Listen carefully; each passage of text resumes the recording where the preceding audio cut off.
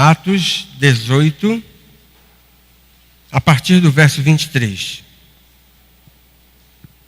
Havendo passado ali algum tempo, saiu atravessando sucessivamente a região da Galácia e Frígia, confirmando todos os discípulos. Nesse meio tempo chegou a Éfeso um judeu natural de Alexandria chamado Apolo, homem eloquente e poderoso nas Escrituras. Era ele instruído no caminho do Senhor e, sendo fervoroso de espírito, falava e ensinava com precisão a respeito de Jesus, conhecendo apenas o batismo de João. Ele, pois, começou a falar ousadamente na sinagoga. Ouvindo-o, porém, Priscila e Áquila, tomaram-no consigo e com mais exatidão lhe expuseram o caminho de Deus. Querendo ele percorrer a Acaia, animaram-no os irmãos e escreveram aos discípulos para o receberem. Tendo chegado, auxiliou muito aqueles que, mediante a graça, haviam crido, porque com grande poder convencia publicamente os judeus, provando por meio das Escrituras que o Cristo é Jesus. Vamos orar? Deus eterno, mais uma vez queremos te agradecer pela oportunidade de estar na tua casa, pela bênção de te prestar culto, pelo privilégio de fazer parte da tua igreja espalhada pela face da terra em diversos contextos, diversas situações. E queremos te agradecer de forma especial pela liberdade que temos de te cultuar, pelo lugar que o Senhor nos tem dado para fazer isso na companhia dos nossos amados irmãos.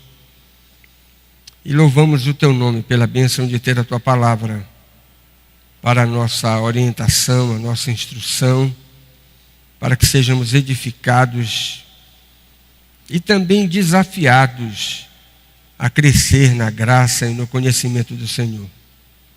Deus abençoa neste momento e recebe também a nossa gratidão por tudo aquilo que o Senhor nos tem dado de forma tão generosa, e ajuda-nos para que sejamos gratos a Ti, não apenas de forma sincera, mas que a nossa gratidão seja uma expressão profunda dos nossos sentimentos mais dignos e legítimos diante da Tua face. Abençoa cada família aqui presente e aqueles que não puderam vir por algum motivo justo, que o Senhor dispense também da Sua graça sobre eles. E durante esse dia, ajuda-nos a guardá-lo para que não sejamos tidos como desobedientes ao Teu mandamento, e que à noite o Senhor nos traga novamente à Tua casa para celebrarmos o Teu nome. Na pessoa bendita de Jesus é que nós choramos. Amém. Eu quero só introduzir hoje pela manhã a história da terceira viagem missionária que nós temos a partir desse verso 23 aí. Lucas, que é o autor de Atos, ele gasta aproximadamente 3 capítulos para descrever esse terceiro empreendimento que você tem começando aí nesse capítulo.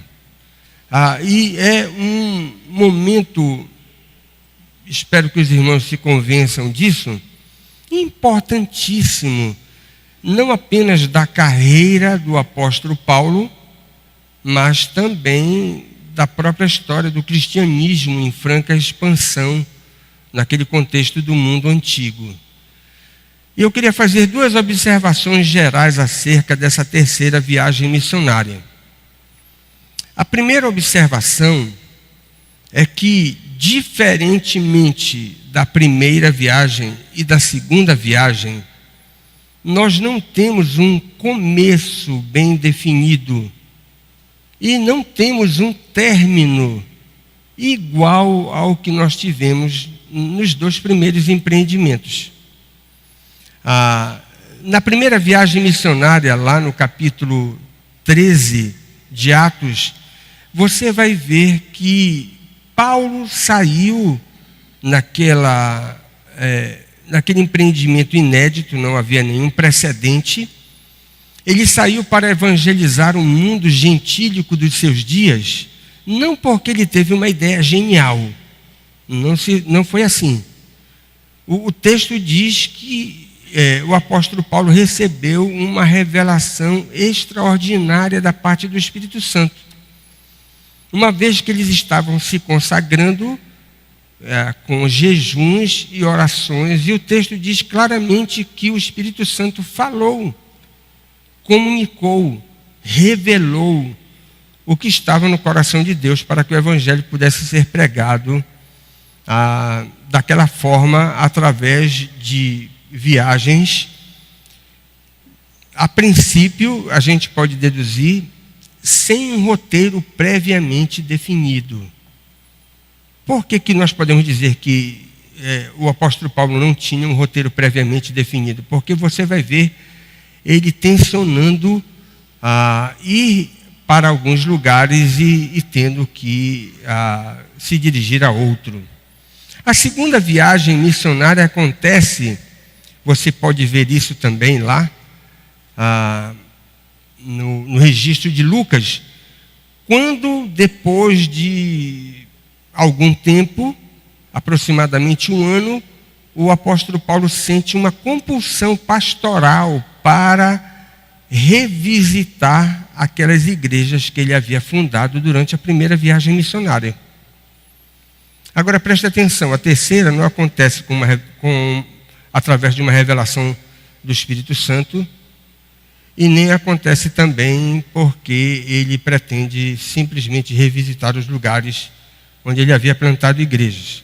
Atos 18, 23, diz que Paulo saiu pela região da Galácia e da Frígia, confirmando todos os discípulos.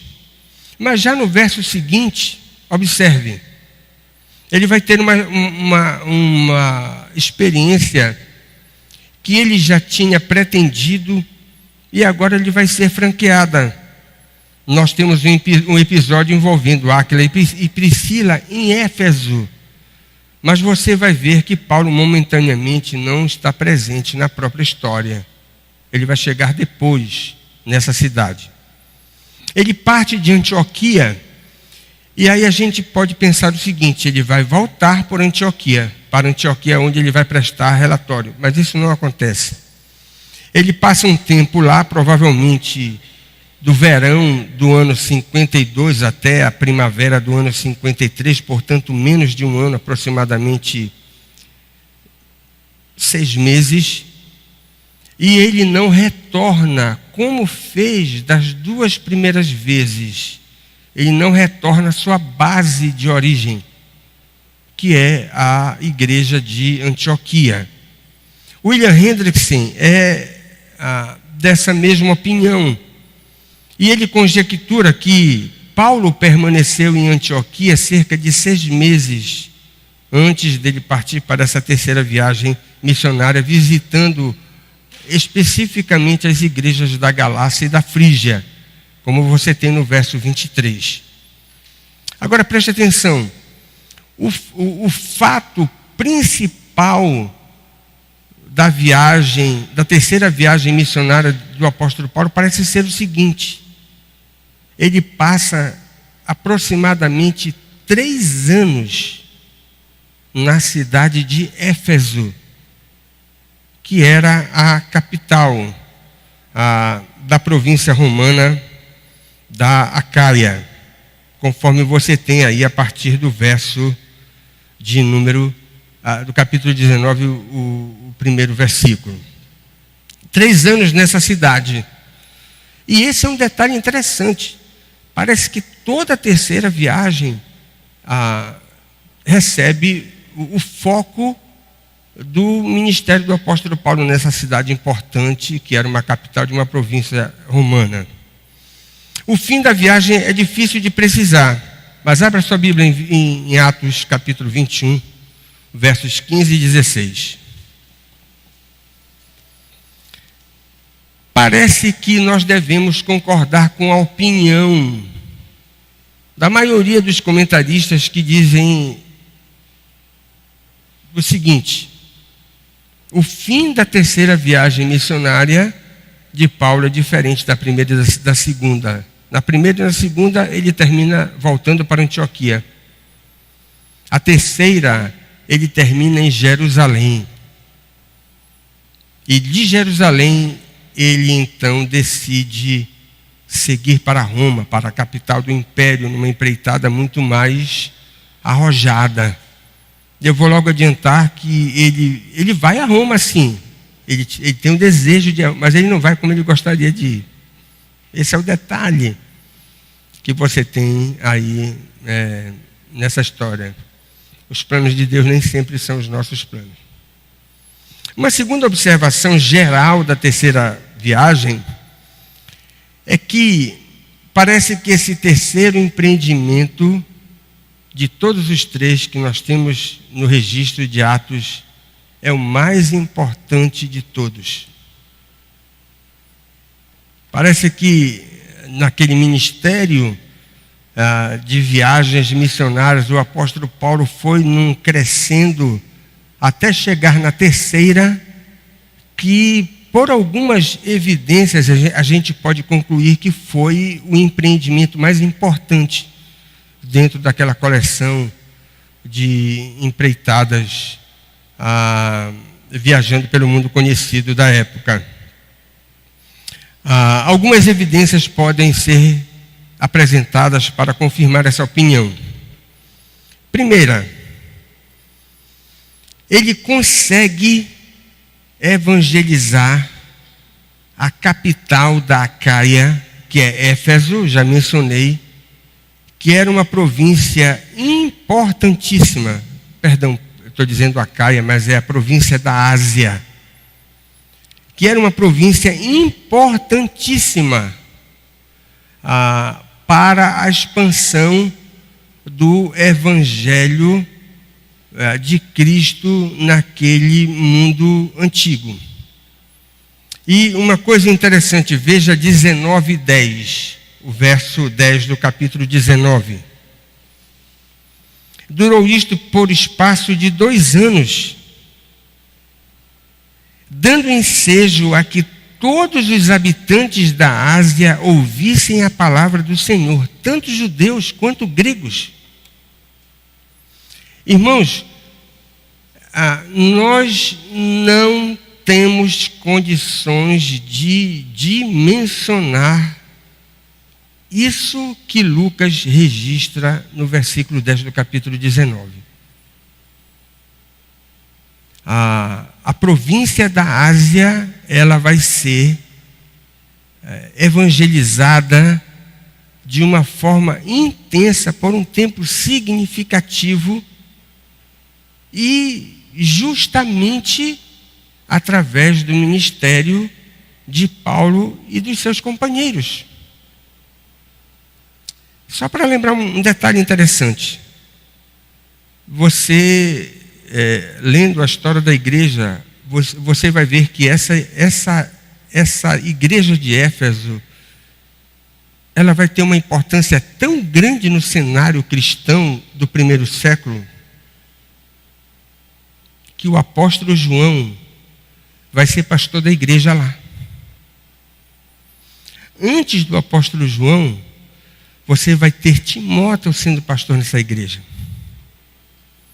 Era uma igreja muito, muito importante que foi formada ali naquele lugar.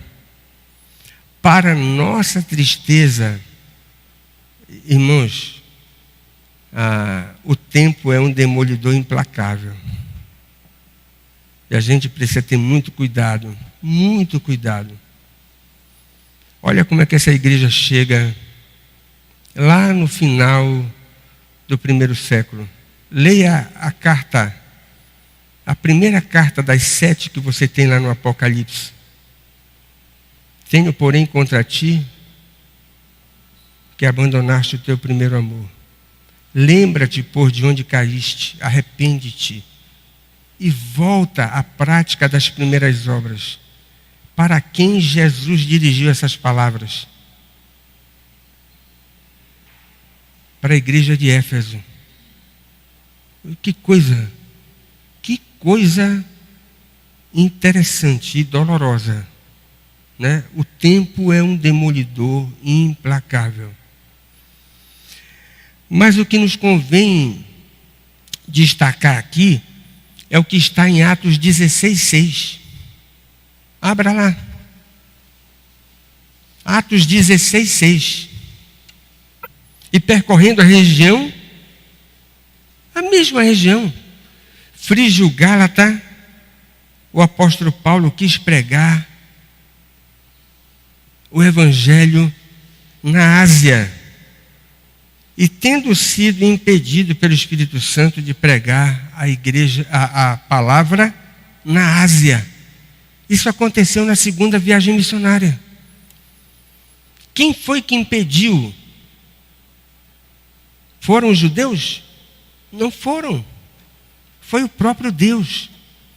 Mas agora, na terceira viagem missionária, Deus vai abrir a porta para que a Ásia receba o evangelho da graça de Deus. E o apóstolo Paulo vai ser muito bem sucedido nessa sua terceira viagem missionária. Esse é um item da maior importância que nós não somos capazes de dimensionar e que nos faz pensar na terceira viagem missionária como sendo um empreendimento importantíssimo, talvez o mais importante de todas as 3 viagens.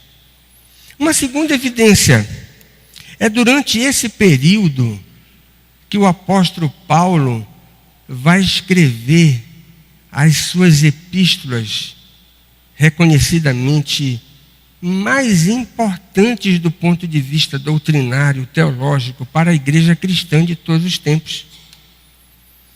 Ele vai escrever durante a terceira viagem missionária, a primeira e a segunda carta aos Coríntios.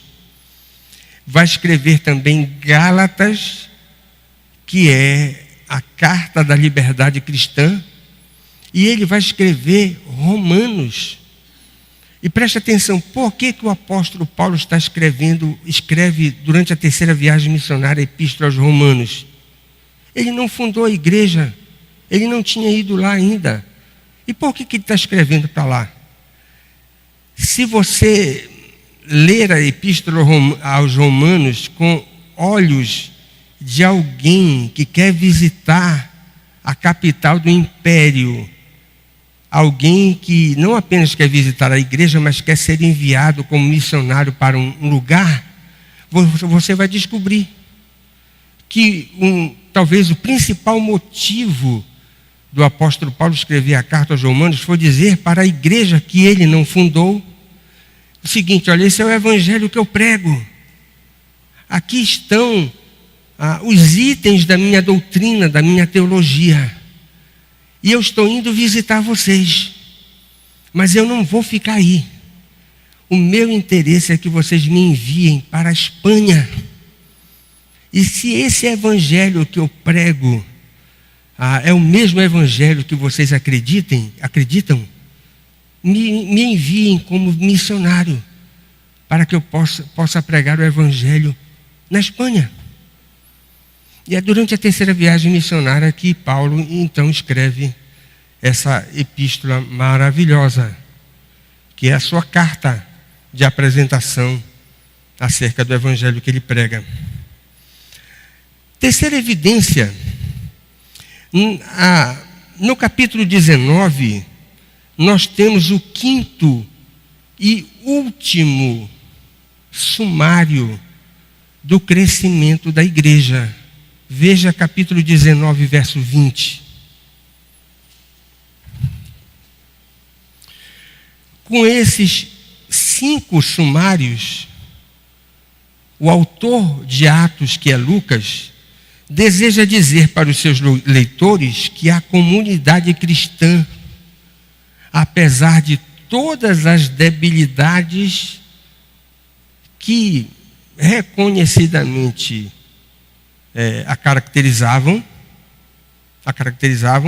essas debilidades que caracterizavam a igreja cristã, e a despeito também de toda a oposição que recorrentemente a igreja experimentava no meio de um mundo ímpio e também diante da comunidade judaica que estava cada dia mais aborrecida com o evangelho pregado para os gentios, o cristianismo continuava avançando de forma significativa. E aí, portanto, você tem o quinto sumário oferecido por Lucas acerca da pujança da igreja em meio às diversas forças de oposição que tentavam barrar o seu avanço, frear a sua expansão. E, se possível fosse, não apenas as autoridades civis, mas as autoridades religiosas gostariam de jogar uma pá de cal naquela fé iniciante, né? Que apontava para a salvação pela graça mediante a fé. Quarto, é nesse tempo da terceira viagem missionária que o Espírito Santo cristaliza no coração do apóstolo dos gentios o interesse de pregar. Até então ele não tinha tido essa inclinação, o interesse de pregar o evangelho na capital do império. Abra lá capítulo 19, verso 21. Durante a terceira viagem missionária, cumpridas estas coisas, Paulo resolveu no seu espírito ir a Jerusalém, passando pela Macedônia e Acaia, considerando, depois de haver estado ali, importa-me ver também Roma. Foi durante essa viagem que ele teve no seu coração a confirmação de que deveria pregar o evangelho na capital do império. E por último, quinta evidência que nos mostra a notável importância da terceira viagem missionária. É nesse empreendimento que o apóstolo Paulo arrecada fundos em duas regiões significativas, onde já havia igrejas plantadas, contribuições para ajudar os irmãos que estavam empobrecidos na Judéia, tanto por causa da perseguição como pela fome que assolou aquela região naqueles dias. Essa iniciativa é extremamente didática, porque quando Paulo recolhe donativos nas igrejas gentílicas para atender às necessidades emergenciais de crentes que frequentavam as igrejas da Judéia, crentes que tinham se convertido, vindos do judaísmo, o apóstolo está oferecendo para a igreja de todos os tempos um modelo de diaconia que deveria ser seguido pela comunidade cristã de todos os séculos.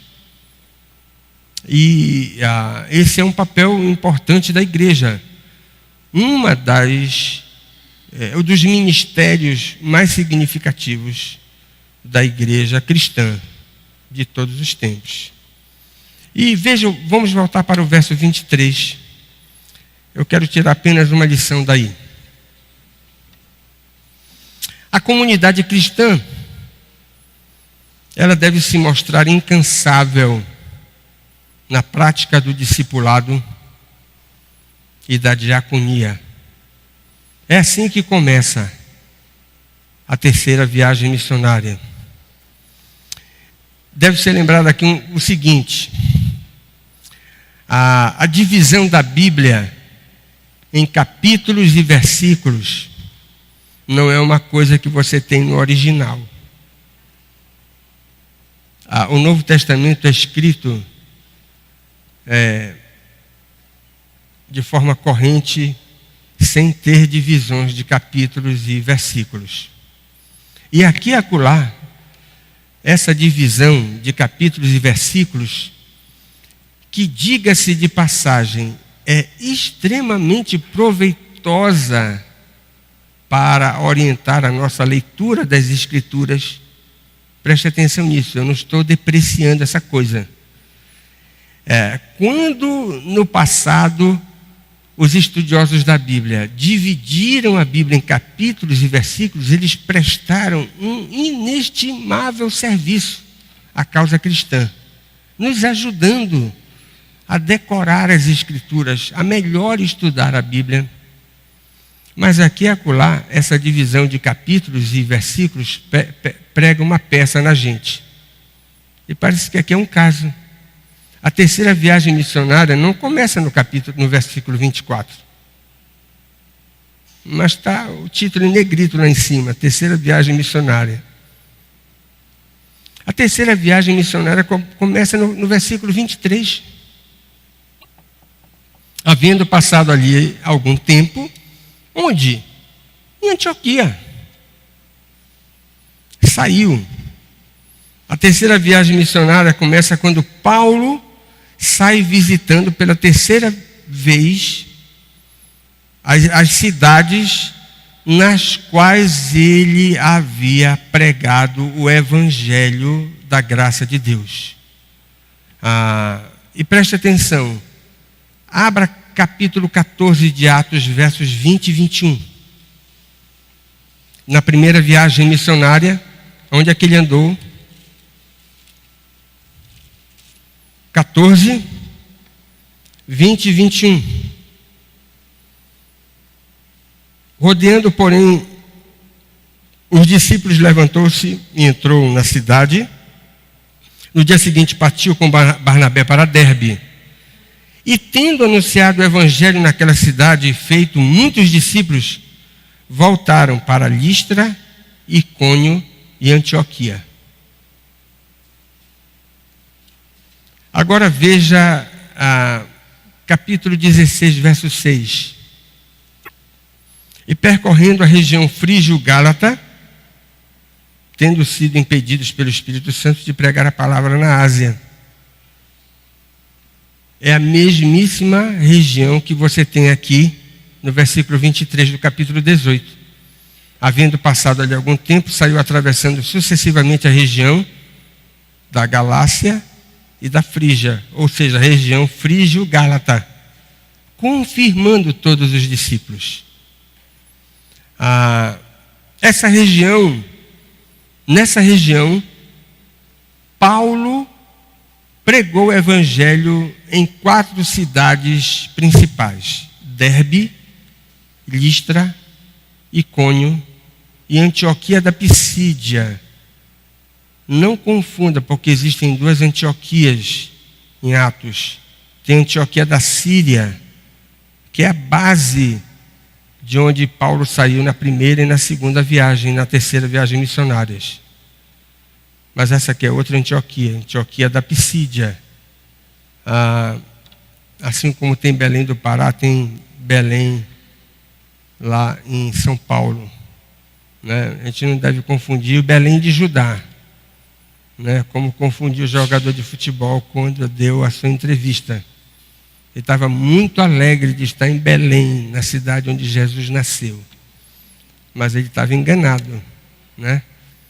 Então aqui é Antioquia da Pisídia. É uma cidade com o mesmo nome, mas de outra região.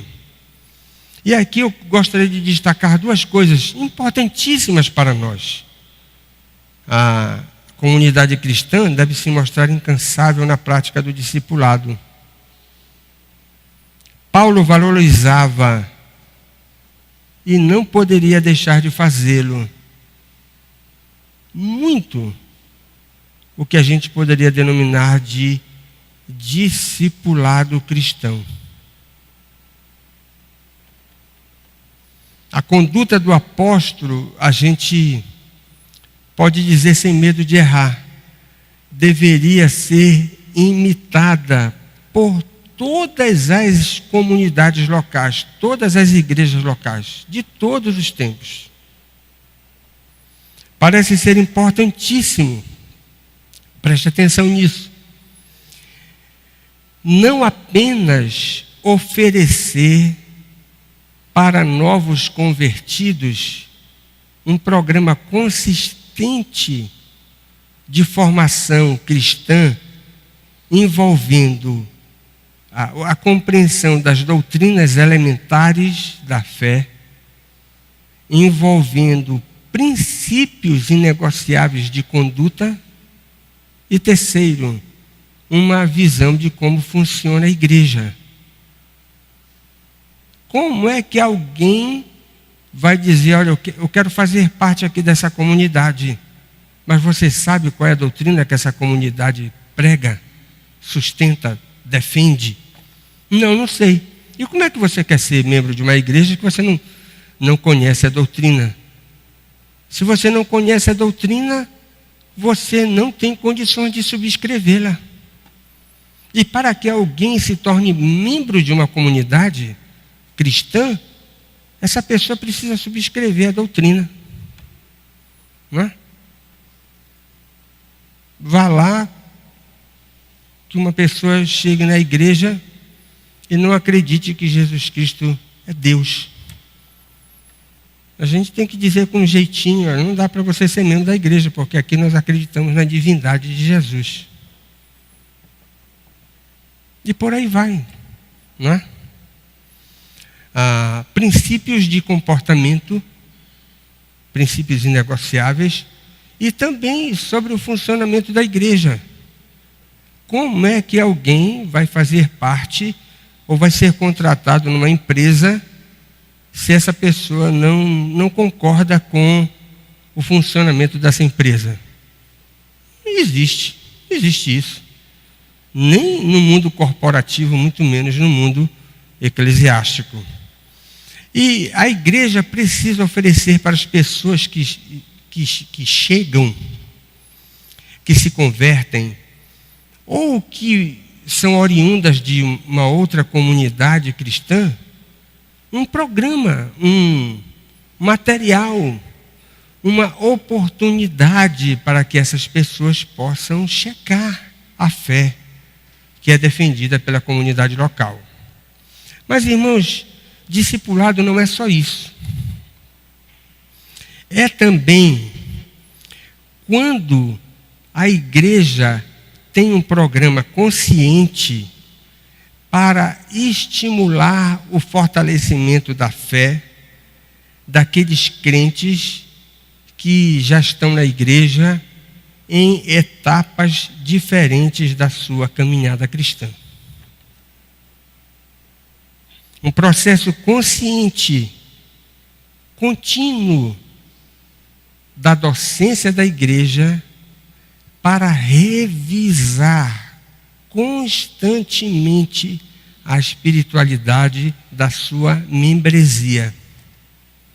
Deu para entender isso?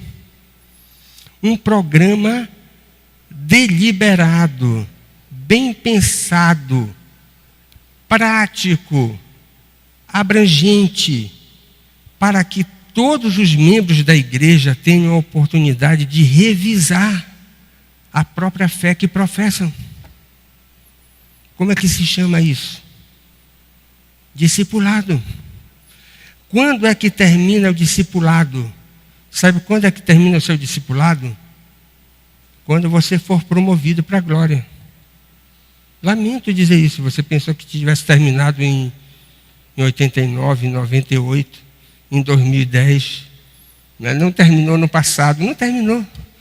Se você é discípulo de Cristo, você continua na escola de Cristo. E quando é que você vai ser diplomado? Você só vai ser diplomado quando você for promovido.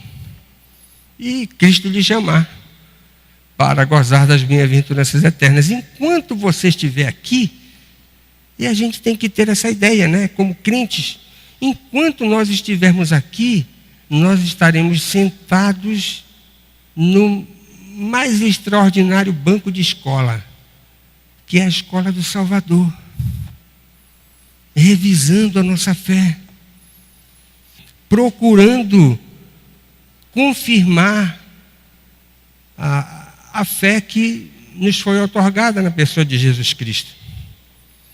Irmãos, segundo a cronologia de Atos, e preste atenção, Lucas está descrevendo um período extraordinário da igreja. Talvez um mês de Atos seja 10 anos.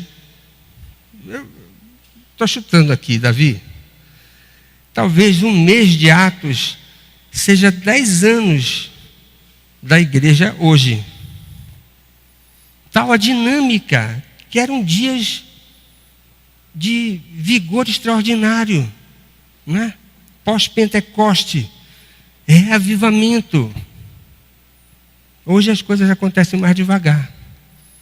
Naqueles dias eram dias intensos, ultra dinâmicos, operações extraordinárias do Espírito Santo.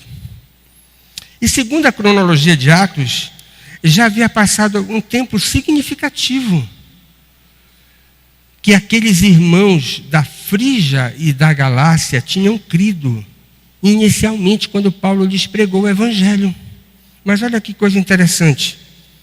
Lucas usa um verbo muito oportuno, veja aí, no verso 23.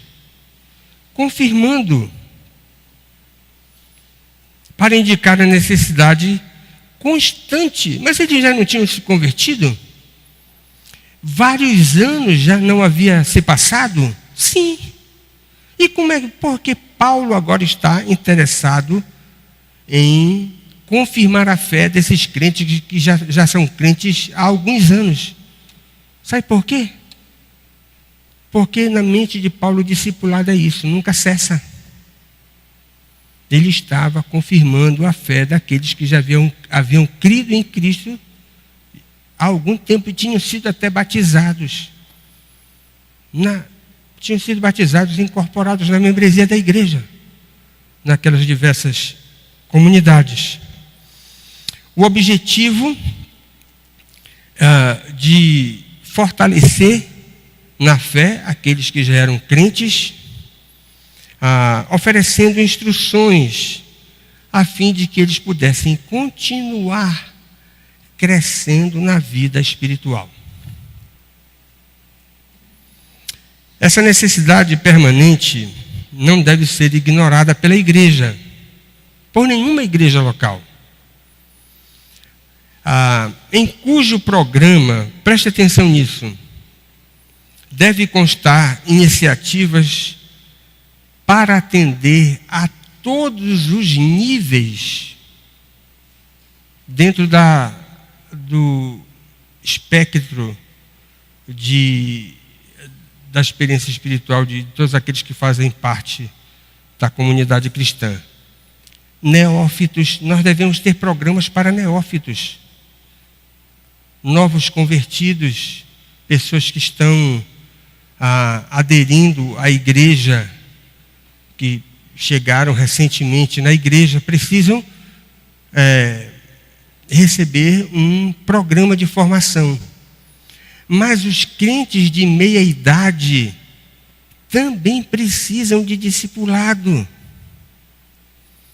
Porque crentes de meia idade têm necessidades específicas. E aí você diz, não, mas o irmão ali já tem 30 anos de crente, 40 anos. E aí nós podemos dizer, até os mais maduros na fé precisam de estímulo para que possam continuar crescendo e se fortalecendo na graça do Senhor. E eu escrevi aqui, deve ser reconhecido que não é fácil construir uma agenda doutrinária que possa contemplar de forma tão ideal todas essas necessidades. Não é fácil, mas a gente precisa perseguir o ideal, ainda que seja para beliscar a bainha da saia ou da calça dele, né? Na eternidade, você continuará descobrindo coisas que aqui não deu tempo ou você não teve condições de compreender, né? Muitas perguntas que você tem para fazer e que talvez os melhores teólogos da história e da atualidade não sejam capazes de responder, você vai fazer para Abraão, para Davi, para o apóstolo Paulo, quem sabe para o apóstolo João, você vai escolher. Isso é se você chegar perto deles, né? Não sei se vai ser fácil isso. Como disse Whitefield, eles vão estar tão perto do trono e eu tão longe que nós não vamos nem nos cruzar, né? Naquela fofoca que tentaram fazer dele com o John Wesley. Perguntaram para Whitefield se ele iria encontrar John Wesley no céu, que era uma provocação, né? Ele disse, não vou encontrar John Wesley. Aí o fofoqueiro ficou radiante, né? Está inimizado porque eles pensam diferente do ponto de vista doutrinário.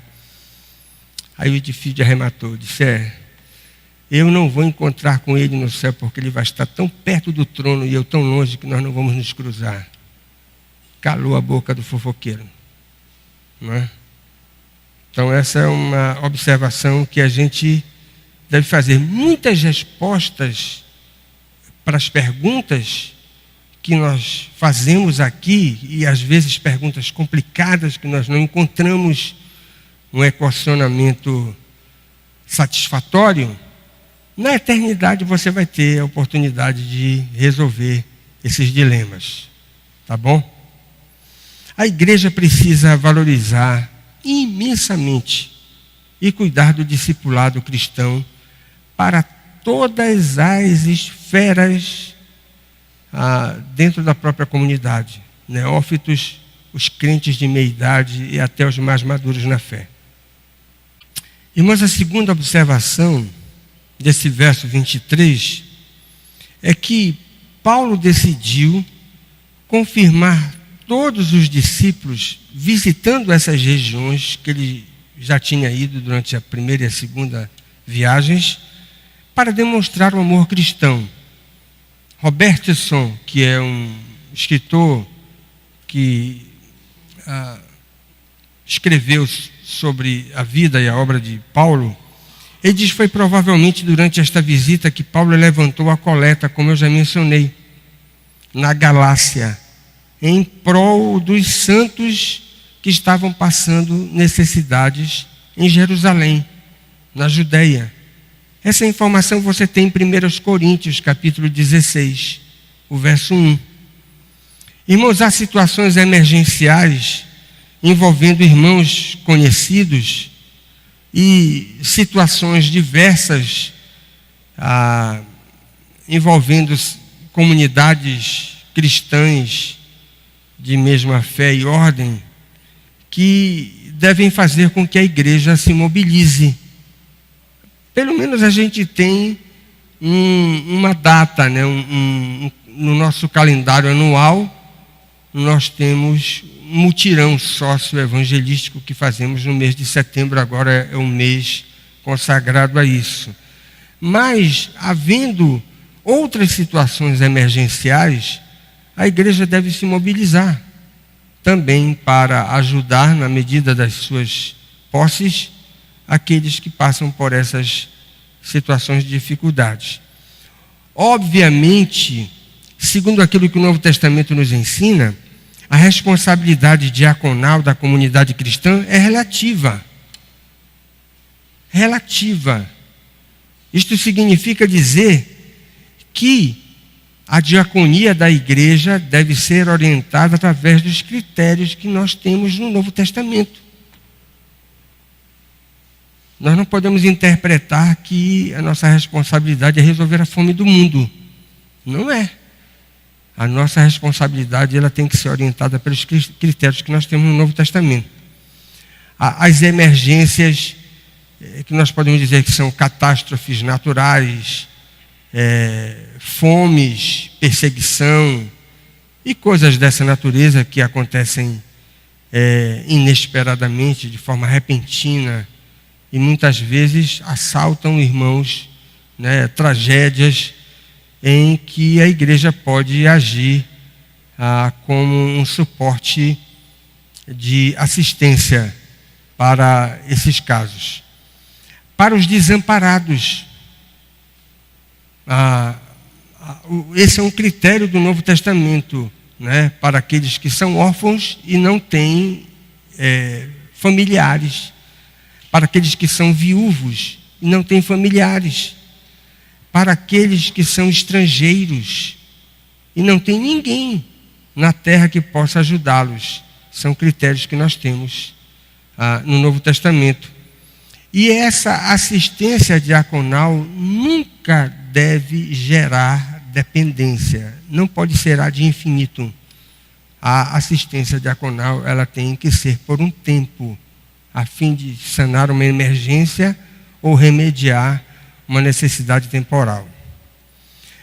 Uma coisa era bem certa no coração dos apóstolos nessa viagem.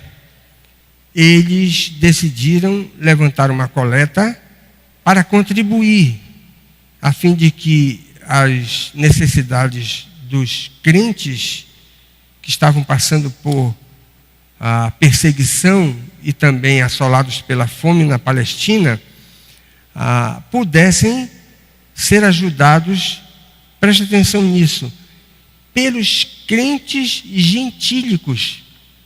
Que prova notável do amor cristão, né? Crentes gentílicos de igrejas gentílicas ajudando crentes de igrejas onde nós temos majoritariamente membros vindos do judaísmo, mostrando que a fé não tem fronteiras. Paulo levou, portanto, esses donativos até Jerusalém, apresentando-os naquela igreja como uma oferta de amor e também como sinal de unidade da igreja naqueles dias do cristianismo primitivo, como uma prova autêntica de que esse é o evangelho verdadeiro, né, que se importa com a necessidade daqueles que estão passando por dificuldades. Duas perguntas para a nossa reflexão. A igreja que você frequenta tem discipulado? Faz discipulado? E a pergunta, quais são os critérios? Tem um material específico? E quanto tempo dura? Uma segunda pergunta, a diaconia da sua igreja funciona bem?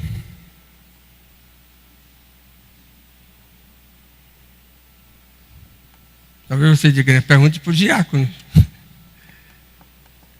Quais são os critérios da diaconia da igreja? Há diversificação dentro do ministério diaconal? Nem todo mundo deve fazer a mesma coisa. E a última pergunta, nós temos um número de diáconos suficientes para atender às necessidades da igreja? Você sabe quantos diáconos nós temos aqui?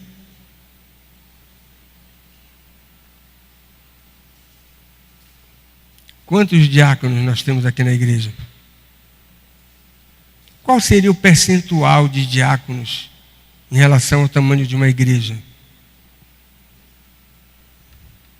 Se você não sabe, aqui na igreja nós temos 10 diáconos. Então, são duas coisas que a gente não pode perder de vista: discipulado e diaconia.